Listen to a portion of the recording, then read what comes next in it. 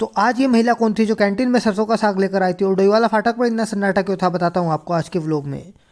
तो आज करते हैं कुछ नया ट्राई। तो स्वागत है आपका अपने अरे नहीं मेरे घर के और बाहर के व्लॉग में।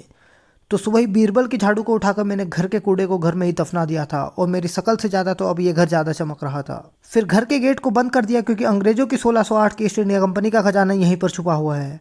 और फिर फाटक पर कुछ प्रजाति हाथ पैर होने के बाद भी इसको लांग कर पार कर रही थी। फिर वो ट्रेन भी आ गई जिसमें अमरीश पुरी ने सिमरन को शाहरुख खान के साथ भेज दिया था क्योंकि शाहरुख खान ने एसी वाला डिब्बा रिजर्व करवा रखा था।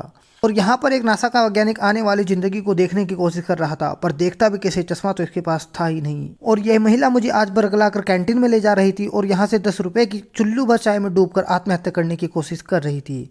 और नाय ने इसके बालों को बेचकर 2 मंजिला फ्लैट खरीद लिया था और ये नशीले पदार्थ ना मिलने की वजह से चटनी कसू का नशा कर रहे थे। नशा शराब का हो या फिर चटनी का, नशा तो नशा ही होता है। भारत सरकार द्वारा जनहित में जारी। चटनी के नशे से प्रभावित होकर अब ये नशेड़ी गुड्डे बिस्कुट के नशे को बढ़ावा देने में लग गए थे। और फिर अमिताभ बच्चन से उनकी प्लेटिना की चाबी मांगकर हम चल दिए थे कॉलेज से अपने घर के लिए। और इतने नशे में डूबने के बाद ये शक्ल दिखाने के लायक नहीं बचा था।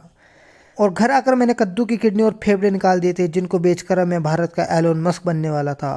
और फिर दिन भर का अपना सारा स्ट्रेस मैंने इस आटे पर निकाल दिया था। और फिर बना दी थी मैंने बिना तवे की रोटी। और कल थी कॉलेज की छुट्टी। अब मिलता हूँ आपको अगले व्लॉग में।